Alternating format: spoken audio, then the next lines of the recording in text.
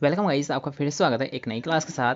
और आज की इस क्लास में हम यहाँ पर डिस्कस करने जा रहे हैं वो बात करेंगे उद्यान विज्ञान अर्थात हॉर्टिकल्चर के टॉप 100 इंपॉर्टेंट क्वेश्चंस के बारे में। हाँ, आपने सही सुना कि आज की इस क्लास में हम यहाँ पर बात करेंगे कम से कम समय में हमारे टॉप 100 इंपॉर्टेंट क्वेश्चंस के बारे में। ठीक है, तो जल्दी से आप क्लास को शेयर कर दीजिए ताकि आपके साथ साथ आपके दोस्त है, आपके जो एग्रीकल्चर बडीज़ है, उन सारों तक ये वीडियो पहुंच जानी चाहिए। ठीक है, ताकि ये जो 100 क्वेश्चंस है उनके भी बेनिफिट कर पाए। ठीक है, तो चलिए आज की बिना कोई टाइम वेस्ट किए आज की क्लास को स्टार्ट करेंगे। तो आज का जो हमारा फर्स्ट क्वेश्चन है नॉर्मल क्वेश्चन है, आसानी से आप यहाँ पर कर दोगे कि हॉर्टिकल्चर शब्द है ये किस भाषा का शब्द है।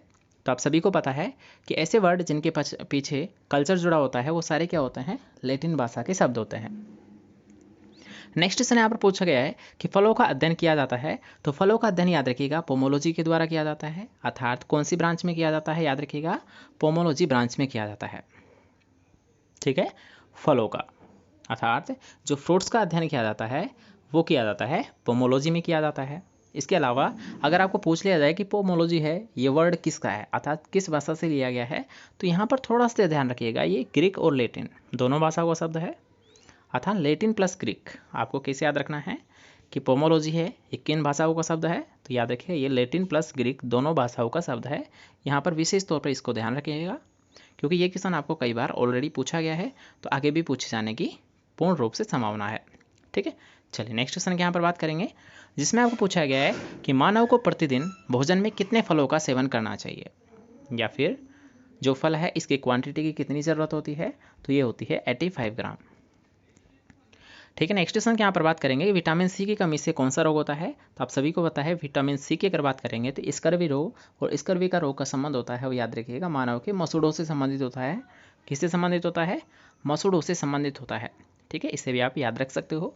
बाकी नेक्स्ट क्वेश्चन की यहाँ पर बात करेंगे विश्व में फल और सब्जी उत्पादन में भारत का कौन सा स्थान है। तो याद रखिएगा भारत की अगर बात करेंगे तो भारत का है यहाँ पर द्वितीय स्थान है, सेकेंड स्थान है। ठीक है, नेक्स्ट क्वेश्चन है कि विटामिन B2 को क्या कहते हैं। तो विटामिन B2 का याद रखिएगा जो अन्य नाम है या फिर रासायनिक नाम अगर आपको पूछ लिया जाए तो वो होता है राइबोफ्लेविन होता है। कौन सा होता है, राइबोफ्लेविन होता है। नेक्स्ट क्वेश्चन आप यहाँ पर देख पा रहे होंगे कि विटामिन A व विटामिन B का मुख्य स्रोत क्या है, तो वो होता है याद रखिएगा आम होता है। विटामिन A व B का जो मेन स्रोत है, मुख्य स्रोत है, वो कौन सा है, आम। ठीक है, नेक्स्ट क्वेश्चन की यहाँ पर बात करेंगे कि एनीमिया या खून की कमी कौन से विटामिन की कमी से होती है। काफ़ी अच्छा क्वेश्चन यहाँ पर कि एनीमिया खून की कमी कौन से विटामिन की कमी से होती है, तो विटामिन B6। नेक्स्ट क्वेश्चन है कि Indian institute of horticulture research अर्थात IHSR कहाँ पर स्थित है। तो आप सभी को पता है हैसरकट्टा बेंगलोर में स्थित है। कहाँ पर स्थित है, हैसरकट्टा बेंगलोर में स्थित है। नेक्स्ट क्वेश्चन है कि केंद्रीय उपोष्ण बागवानी संस्थान अर्थात CISS सेंट्रल इंस्टीट्यूट ऑफ सब ट्रॉपिकल हॉर्टिकल्चर कहाँ पर स्थित है, तो लखनऊ उत्तर प्रदेश में स्थित है। काफ़ी अच्छा क्वेश्चन है, कई बार आपको पूछा गया है एग्जाम में, तो इसे आपको विशेष तौर पर ध्यान रखना है। इसका राइट आंसर क्या होगा, लखनऊ। ठीक है, चलिए 10वां क्वेश्चन हमने क्लियर कर लिया है। बाकी चलेंगे नेक्स्ट क्वेश्चन की ओर कि केंद्रीय नींबू वर्गीय अनुसंधान केंद्र कहाँ पर स्थित है, तो ये स्थित है नागपुर। ओके, नेक्स्ट क्वेश्चन की यहाँ पर बात करेंगे केंद्रीय नींबू वर्गीय अनुसंधान केंद्र कहाँ पर स्थित है, नागपुर में स्थित है। नेक्स्ट क्वेश्चन है कि केंद्रीय बागवानी अनुसंधान संस्थान कहाँ पर स्थित है, तो केसरगोड केरल। ये भी काफ़ी इंपॉर्टेंट क्वेश्चन है, याद रखिएगा। प्लांटेशन क्रॉप्स की अगर बात की जाए तो इनका रिसर्च इंस्टीट्यूट कहाँ है, केसरगोड केरल में है। ठीक है, नेक्स्ट क्वेश्चन के यहाँ पर बात करेंगे कि भारत का राष्ट्रीय फल क्या है। तो राष्ट्रीय फल की अगर बात करेंगे तो वो होता है आम होता है। नेक्स्ट क्वेश्चन यहाँ पर आपको दिया गया है कि भारतीय उद्यान अनुसंधान संस्थान की स्थापना कब हुई थी, तो 1968 में हुई थी। Central institute for arid horticulture कहाँ पर स्थित है, तो बीकानेर में है। काफ़ी इंपॉर्टेंट है, इसे आप हाईलाइट जरूर कर ले और स्टार क्वेश्चन लगा ले कि central institute for arid horticulture कहाँ पर स्थित है, बीकानेर में स्थित है। नेक्स्ट क्वेश्चन है कि फूल या अलंकृत पौधों की खेती के लिए का अध्ययन क्या कहलाता है, तो इसे कहा जाता है याद रखिएगा फ्लोरिकल्चर। आप सभी को पता है फूलों का अध्ययन फ्लोरिकल्चर कहलाता है, फलों का अध्ययन पोमोलॉजी कहलाता है, सब्जियों का अध्ययन ओलेरिकल्चर कहलाता है, फसलों का अध्ययन एग्रोनॉमी कहलाता है। ठीक है, और कीटों का अध्ययन निमेटोलॉजी कहलाता है या फिर एंटोमोलॉजी कहलाता है, निमेटोड्स का निमेटोलॉजी कहलाता है। इसके अलावा मौसम का अध्ययन मौसम विज्ञान कहलाता है या फिर मेट्रोलॉजी कहलाता है। ठीक है, ये आप सभी को पता है। चलते हैं नेक्स्ट क्वेश्चन की ओर कि नर्सरी से खरीदते समय फल वर्गीय पौधे की उपयुक्त आयु कितनी होनी चाहिए, तो 1 से 2 वर्ष। नर्सरी में पौधों की ग्रेडिंग कैसे की जाती है? ग्रेडिंग अर्थात छटनी। छटनी याद रखिएगा तने की मोटाई और ऊंचाई के आधार पर की जाती है। नेक्स्ट क्वेश्चन है कि बीज के अतिरिक्त पौधों के अन्य वानस्पतिक भागों द्वारा पौधे तैयार करने की विधि याद रखिएगा। यहाँ पर विशेष तौर पर ध्यान रखिएगा, अन्य वानस्पतिक भागों द्वारा पौध तैयार करने की विधि क्या कहलाती है? तो ये याद रखिएगा, ये होती है अलैंगिक प्रवर्धन या लैंगिक प्रवर्धन। तो याद रखिएगा, बीज के अतिरिक्त अगर कोई सा भी पौधा तैयार हो रहा है तो उसे रखा जाएगा अलैंगिक प्रवर्धन के अंतर्गत। ठीक है, जैसे कि अगर मान लीजिए कोई पत्ता से हो रहा है, जड़ से हो रहा है या फिर किसी भी प्रकार से हो रहा है तो वो सारे क्या करेंगे? अलैंगिक में हो रहेंगे। नेक्स्ट क्वेश्चन है कि किसके द्वारा स्ट्रॉबेरी का प्रवर्धन किया जाता है? तो ऊपरी भूस्तारिया, जिसे हम रनर्स भी कह देते हैं।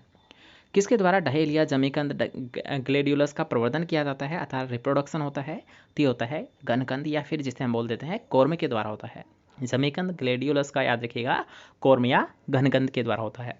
नेक्स्ट क्वेश्चन है कि केला, हल्दी, अदरक का जो प्रवर्धन है ये किससे किया जाता है? तो याद रखिएगा केला, अदरक और हल्दी की अगर बात करेंगे तो इनका प्रवर्धन प्रकंद या फिर जिसे हम बोल देते हैं राइजोम के द्वारा होता है।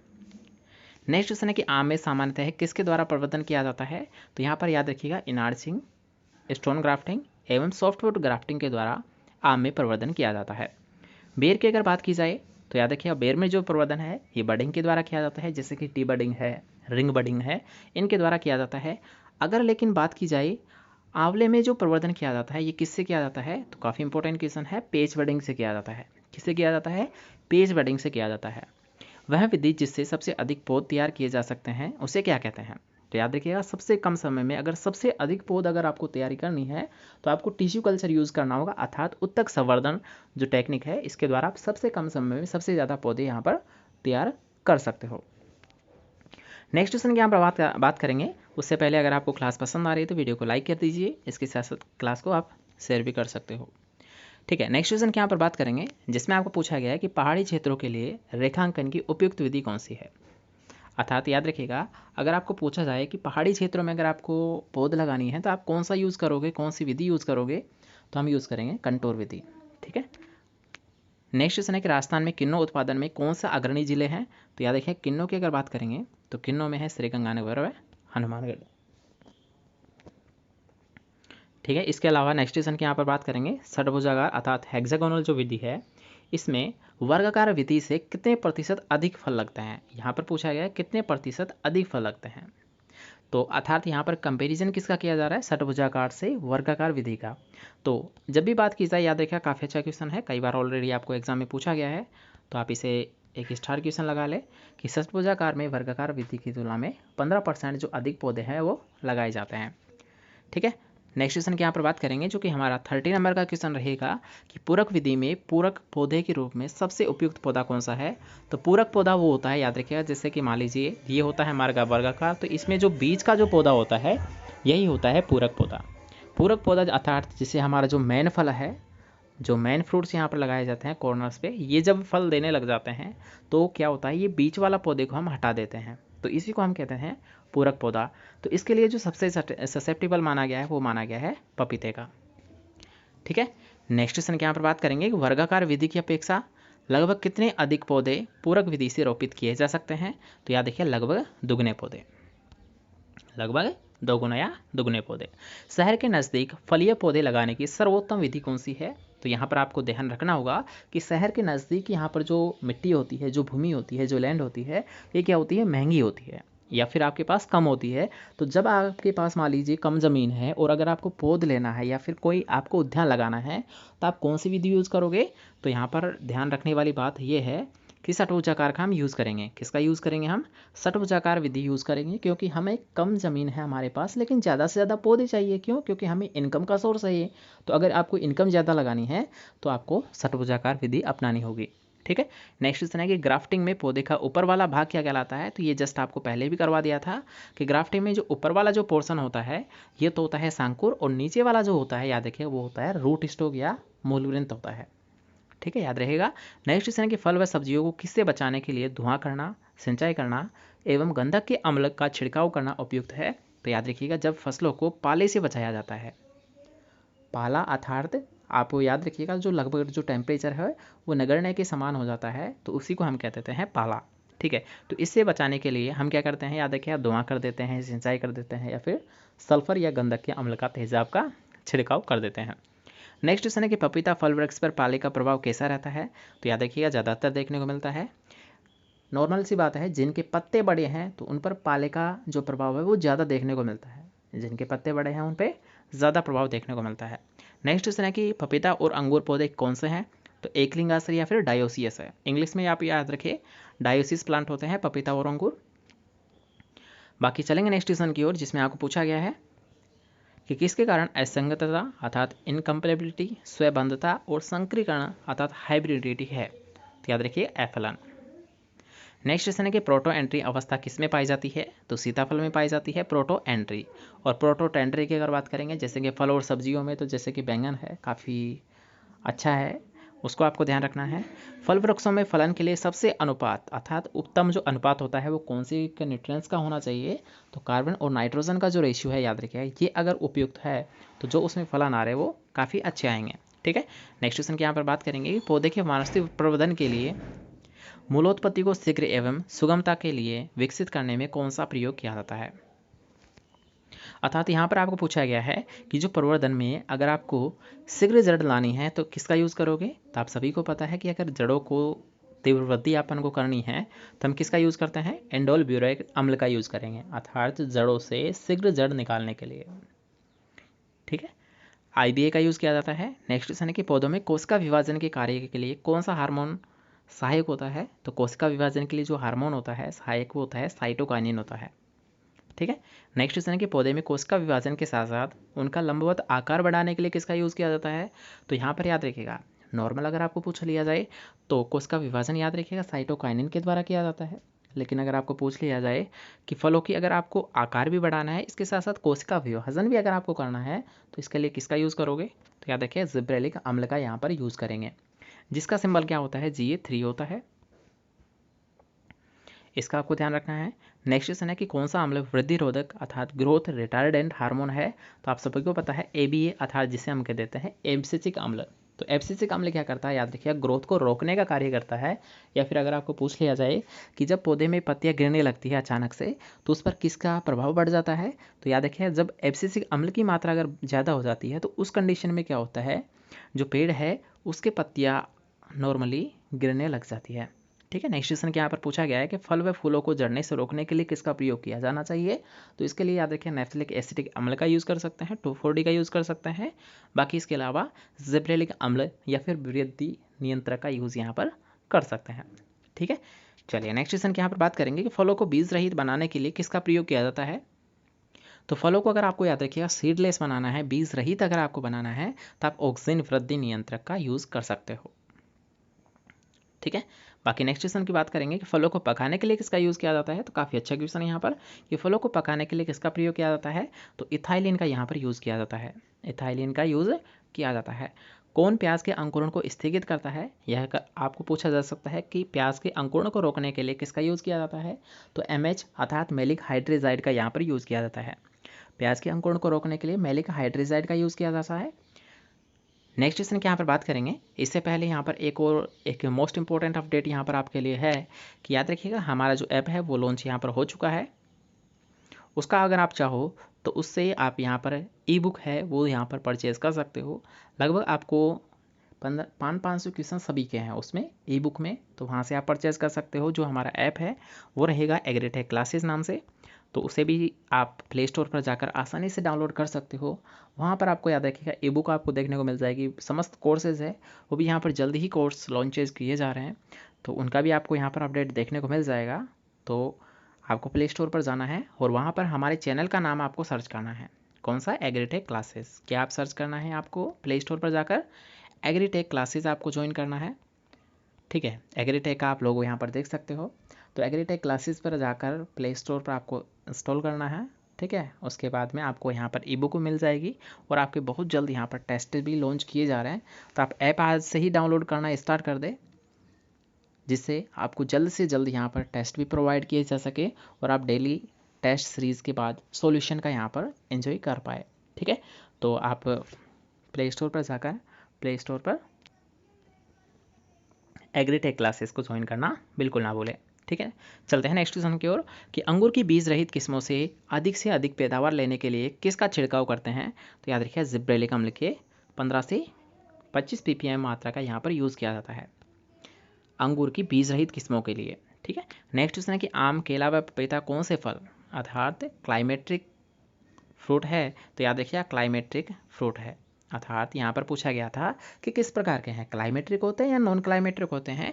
लेकिन अगर बात करते हैं आम, केला और पपीता तो ये सारे क्या होते हैं, क्लाइमेट्रिक होते हैं, अर्थात इनको फल तोड़ने के बाद भी आसानी से पकाया जा सकता है। क्लाइमेट्रिक क्या होते हैं, जिन्हें आसानी से पकाया जा सकता है, और नॉन क्लाइमेट्रिक क्या होते हैं, जिन्हें आसानी से पकाया नहीं जाता है, वो होते हैं नॉन क्लाइमेट्रिक। ठीक है, बाकी नेक्स्ट क्वेश्चन की यहाँ पर बात करेंगे कौन सा नॉन क्लाइमेट्रिक फल है जिनको तोड़ने के बाद पकाया जाना संभव नहीं है। तो यहाँ पर जस्ट अभी आपको एक लाइन बताई थी कि जिन्हें पकाया जा सकता है वो होते हैं क्लाइमेट्रिक, और जिन्हें नहीं पकाया जा सकता वो होता है याद रखिए नॉन क्लाइमेट्रिक। तो इसके एग्जाम्पल यहाँ पर आप देख पा रहे होंगे, अंगूर है, अनार है, नींबू है, अर्थात खट्टे जो सोर्स है। तो याद रखिए ये सारे ही क्या होते हैं, नॉन क्लाइमेट्रिक होते हैं। ठीक है, नेक्स्ट क्वेश्चन की यहाँ पर बात करेंगे केले के भंडारण के लिए उपयुक्त तापमान कितने डिग्री सेंटीग्रेड तापमान आवश्यकता होती है। तो 12 से 13 डिग्री सेंटीग्रेड तापमान। नेक्स्ट क्वेश्चन है कि नींबू वर्गीय फलों को प्राय कितने प्रतिशत औसतन नमी पर भंडारित करना चाहिए। तो 85 से 90% पर। फलों को निर्वात में रखकर भंडारण करने की कौन सी विधि है। तो इसे कहा जाता है हाइपोबेरिक। फलों में तुड़ाई के बाद ऑक्सीडेज एंजाइम की क्रियाशीलता कैसी होती है। तो कम हो जाती है। पूसा मेघालय किसकी किस्म है, गाजर की किस्म है, काफ़ी इंपॉर्टेंट क्वेश्चन यहाँ पर बनता है। वर्षा उपहार किसकी किस्म है, भिंडी की इंपॉर्टेंट वेराइटी है, ये क्वेश्चन आपको जेड में ऑलरेडी क्वेश्चन पूछे गए हैं। फूल गोभी में ब्राउनिंग का कारण क्या होता है, बोरोन की कमी, ब्राउनिंग अर्थात बोरोन की कमी। नेक्स्ट क्वेश्चन है कि मिर्च में तीखेपन का कारण क्या होता है। तो कैप्सेसिन होता है, याद रखिएगा कैप्सेसिन के कारण तीखापन होता है। लेकिन अगर आपको यहाँ पर पूछ लिया जाए कैप्सेथिन के कारण क्या होता है, तो मिर्च में कैप्सेथिन के कारण याद रखिएगा जो मिर्च का लाल रंग है वो कैप्सेथिन के कारण होता है। नेक्स्ट क्वेश्चन है कि प्याज में तीक्ष्णपन अर्थात विशेष गंध किसके कारण आती है। तो एलाइल प्रोपाइल डाइसल्फाइड अर्थात डीडी आप याद रख सकते हो अगर आंसू के लिए अगर आपको पूछ लिया जाए। लेकिन यहाँ पर आपको पूछा गया विशेष गंध अर्थात तीक्ष्णपन, तो ये होता है एलाइल प्रोपाइल डाइसल्फाइड के द्वारा होता है। नेक्स्ट क्वेश्चन है कि टमाटर का लाल रंग है ये किसके द्वारा होता है। तो आप सभी को पता होना चाहिए लाइकोपिन के द्वारा होता है। तो यहाँ पर काफ़ी इंपॉर्टेंट क्वेश्चन है जैसे कि टमाटर का लाल रंग है, वर्षा उपहार किसकी किस्म है, पूसा मेघालय किसकी किस्म है, इन तीनों को आपको विशेष तौर पर ध्यान रखना है। इसके अलावा प्याज में तीक्ष्णपन है अर्थात विशेष गंध है, ये भी काफ़ी अच्छा यहाँ पर क्वेश्चन है, तो इसे भी आप विशेष तौर पर ध्यान रखें।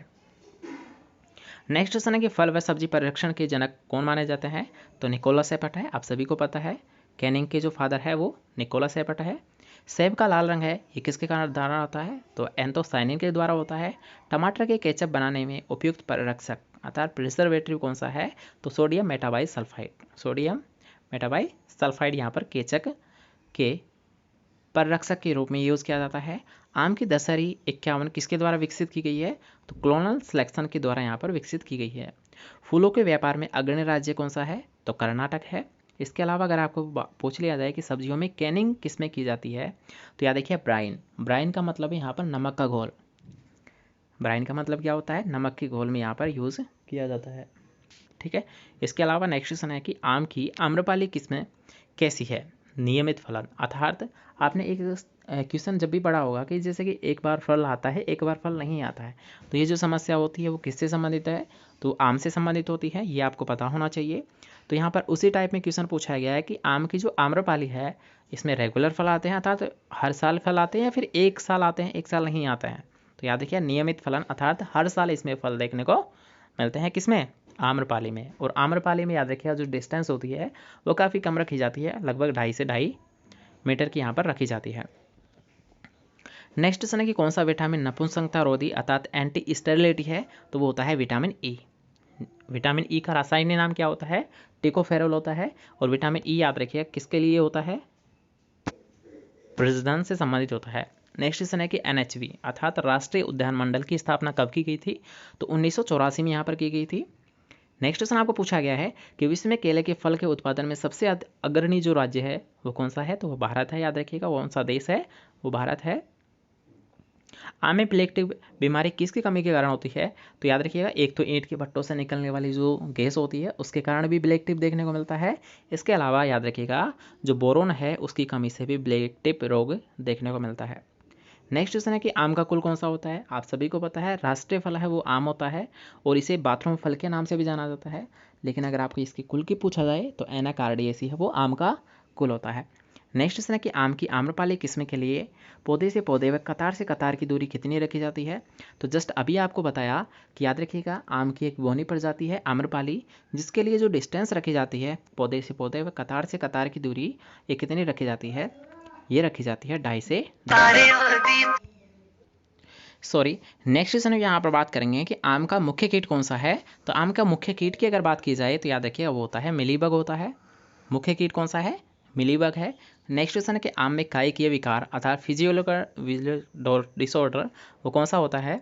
तो वो होता है पुष्प शीर्ष विकृति अर्थात मैंगो मालफॉर्मेशन, ब्लैक टिप और एकांतरण फलों वाली समस्या है। ये सारे क्या होते हैं, फिजियोलॉजिकल डिसऑर्डर होते हैं, दैहिक व्याधि होते हैं। ठीक है, चलिए नेक्स्ट क्वेश्चन की यहाँ पर बात करेंगे जिसमें आपको पूछा गया है कि आम की वृद्धि के लिए उपयुक्त तापमान कितना होता है। तो आम की वृद्धि के लिए जो तापमान यहाँ पर माना गया है वो माना गया है 24 से 28 डिग्री सेंटीग्रेड तापमान। अर्का पुनीत किसकी किस्म है, तो आम की किस्म है। राष्ट्रीय समेकित कीट प्रबंधन केंद्र अर्थात NC national centre for integrated pest management कहाँ पर स्थित है, तो नई दिल्ली में स्थित है। आम की कौन सी बीमारी क्लोरीन की विषाक्तता से होती है, अर्थात क्लोरीन की अधिकता से होती है। तो याद रखिए विषाक्तता का मतलब होता है अधिकता। तो यहाँ पर जो अधिकता है वो लीफ स्क्रोचिंग अर्थात जो पत्ती का जलना है वो किससे होता है, याद रखिएगा वो होता है क्लोरीन की विषाक्तता के कारण। आम का पुष्पक्रम को किसके नाम से जाना जाता है, तो पेनिकल के नाम से जाना जाता है। बाकी जो हमारा धान होता है उसमें भी क्या होता है, पेनिकल ही उसका पुष्पक्रम होता है। आम का खाई जाने वाला भाग कौन सा है, तो मेसोकार्प है। आम का फूल के किस नाम से जाना जाता है, तो ऑस्ट्रेलिया ड्रुप के नाम से जाना जाता है। आम की किस्म में स्पंजी उत्तक की समस्या सबसे ज़्यादा पाई जाती है, तो कौन सी वेराइटी होती है, तो वो होती है अल्फांजो, जिसमें सबसे ज़्यादा स्पंजी उत्तक वाली समस्या देखने को मिलती है। आम में गुणसूत्रों की संख्या कितनी होती है, तो 2n = 40 होते हैं। आम की आम्रपाली किस्में किससे विकसित की गई है, तो आप सभी को पता है DNA अर्थात दशहरी इंटुलनीलम का जब संकरण करवाया गया था तब आम्रपाली यहाँ पर वैरायटी प्राप्त हुई थी, अर्थात DNA। कैसे याद रख सकते हो इसे आप, DNA से आप याद रख सकते हो, अर्थात जो दशहरी इंटुलनीलम के क्रॉस से आम्रपाली वैरायटी को प्राप्त किया गया था। नेक्स्ट से यहाँ पर है कि आम की बीज रहित वैरायटी कौन सी है, तो वो सिंधु होती है, अर्थात सिंधु क्या है, एक बीज रहित वैरायटी होती है। ठीक है, ये याद रहेगा। चलिए नेक्स्ट क्वेश्चन की यहाँ पर बात करेंगे जिसमें आपको पूछा गया है कि आम की कौन सी किस्म नीलम इंटू दशहरी का क्रॉस है, तो वो होती है मल्लिका, अर्थात मल्लिका है। इसे कैसे प्राप्त किया गया था, नीलम इंटू दशहरी के क्रॉस से मल्लिका को प्राप्त किया गया था। आम की अल्फांजो किस्म है वो कहाँ पर उगाई जाती है या फिर इसका जो ग्रोथ है वो कहाँ पर किया जाता है, तो रत्नागिरी की पहाड़ियों में। नींबू का वानस्पतिक नाम क्या होता है, तो सिट्रस ऑरेंटिफोलिया होता है। नींबू वर्गीय फलों में मुख्यतः किसके द्वारा प्रबंधन किया जाता है, तो आप सभी को पता है नींबू से अगर आपको नया पौधा लेना है तो आप नींबू का बीज यहाँ पर यूज कर सकते हो। नेक्स्ट क्वेश्चन है कि राजस्थान में संतरे की खेती सर्वाधिक किस जिले में की जाती है, तो वो की जाती है झालावाड़ में की जाती है संतरे की खेती। ठीक है, सबसे ज़्यादा खेती झालावाड़ में की जाती है।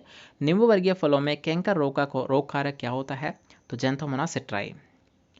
नींबू वर्गीय है अर्थात जो सिट्रस फल होते हैं इनमें जो कैंकर रोग है जैंथोमोनास सिट्राई के द्वारा होता है। नेक्स्ट क्वेश्चन है नींबू वर्गीय फलों में जो ग्रीनिंग है जो समस्या है ये किसकी कमी से होती है, तो माइकोप्लाज्मा तत्व MLO अर्थात माइकोप्लाज्मा तत्व की कमी से। नेक्स्ट क्वेश्चन यहाँ पर आपको पूछा गया है कि नींबू में डायबेक अर्थात सूखा रोग है वो बीमारी किसकी कमी से होती है, तो सभी को पता है यहाँ पर थोड़ा सा यहाँ पर मिसप्रिंट है, बोरोन नहीं यहाँ आएगा, यहाँ पर कॉपर आएगा। तो डायबेटिक रोग है ये कॉपर तत्व की कमी से होता है। नेक्स्ट क्वेश्चन है कि आम व बैंगन में कौन सी बीमारी जिंक तत्व की कमी से होती है। जब आप सभी को पता होना चाहिए कि जब भी अगर आपको पूछ लिया जाए लिटिल लीफ किसी का भी हो नॉर्मल तौर पर, तो जिंक आपको ध्यान रखना है, लिटिल लीफ है वो जिंक तत्व की कमी से होती है। फूल गोभी में कौन सी बीमारी नाइट्रोजन तत्व की कमी से होती है, तो आप सभी को पता है कि फूल गोभी में जो बटनिंग है इसका मुख्य कारण क्या होता है, याद रखिएगा नाइट्रोजन तत्व की कमी से। नाइट्रोजन तत्व की अधिकता से तो होलो स्टेम होता है, खोखला तना होता है। लेकिन अगर आपको पूछ लिया जाए फूल गोभी में नाइट्रोजन की कमी से, तो बटनिंग अर्थात इसमें क्या होता है, जो फूल गोभी का जो आकार होता है वो बटन जैसा अर्थात छोटा आकार रह जाता है। नेक्स्ट क्वेश्चन है कि नींबू में कौन सी बीमारी कॉपर तत्व की कमी से होती है। अब इसे आप एक बार चेक कर लीजिएगा कि कॉपर तत्व की कमी से होता है या फिर जिंक तत्व की कमी से होता है लिटिल लीफ। ये कुछ बुकों में यहाँ पर जिंक है, कुछ में यहाँ पर कॉपर है, बाकी मैं इसको चेक करके आपको नेक्स्ट वीडियो में बता दूंगा ताकि आप कन्फ्यूज़न यहाँ पर नहीं हो। ठीक है, तो नेक्स्ट क्वेश्चन की यहाँ पर बात करेंगे, ब्लड रेड है, ये किसकी किस्म है। तो ब्लड रेड है, याद रखिएगा, माल्टा की किस्म है। नेक्स्ट क्वेश्चन है कि नींबू वर्गीय फलों में कौन सी बीमारी कवक द्वारा होती है। तो वो होती है गमोसिस बीमारी। कौन सी है वो? गमोसिस बीमारी है, जो किसके द्वारा होती है, याद रखिए, कवक द्वारा होती है। और जो लास्ट क्वेश्चन रहेगा हमारी आज की क्लास का वो है कि फलों का राजा कौन है, अर्थात फलों का राजा किसे कहा जाता है। तो वही है, याद रखिएगा। आप बताओ कि सर राष्ट्रीय फल जिसे कहते हैं, बाथरूम फल जिसे कह देते हैं, मैंगो, मालफॉर्मेशन जिसमें रोग होता है, ब्लैक टिक वाली समस्या होती है, एकांतरम फलन वाली समस्या जिसमें होती है, उसी को हम क्या कह देते हैं, फलों का राजा कहा जाता है, अर्थात आम है। वो कौन है? वो है आम। ठीक है, तो आई थिंक आज के लगभग हमने यहाँ पर टॉप 100 इंपॉर्टेंट क्वेश्चंस को क्लियर किया है और आज की क्लास आपको काफ़ी बेहतरीन लगी होगी। अगर आपको क्लास पसंद आई है तो पार्ट 2 लिखना आप ना भूलें, अर्थात कमेंट में आपको पार्ट 2 लिखना है। अगर आपको इसी सीरीज़ का नेक्स्ट पार्ट चाहिए तो आप पार्ट 2 लिखेंगे। एवरीबॉडी, जितने भी यहाँ पर क्लास ले रहे हैं उन सारों को यहाँ पर क्लास में अर्थात कमेंट सेक्शन में लिखना है #part2 बाई दीपक सर। ठीक है, दीपक सर भी साथ लिखे आप, ताकि आपको पता चल जाए कि जो इसका पार्ट है 2 है वो भी बहुत जल्द आ जाएगा। देखते हैं आपके कितने कमेंट आते हैं। जितने ज़्यादा कमेंट रहेंगे उतनी ही ज़्यादा पॉसिबिलिटी है कि इसका सेकंड पार्ट आपको बहुत से बहुत जल्द देखने को मिलेगा। ठीक है, तो थैंक्स फॉर वाचिंग। मिलते हैं नेक्स्ट क्लास के साथ, लाइव सेशन के साथ, रोज़ाना शाम 8 बजे। ठीक है, तो देखना ना भूले दीपक सर के साथ रेगुलर शाम 8 बजे लाइव टेस्ट सीरीज। ठीक है, चलिए मिलते हैं नेक्स्ट क्लास के साथ। Thanks for watching.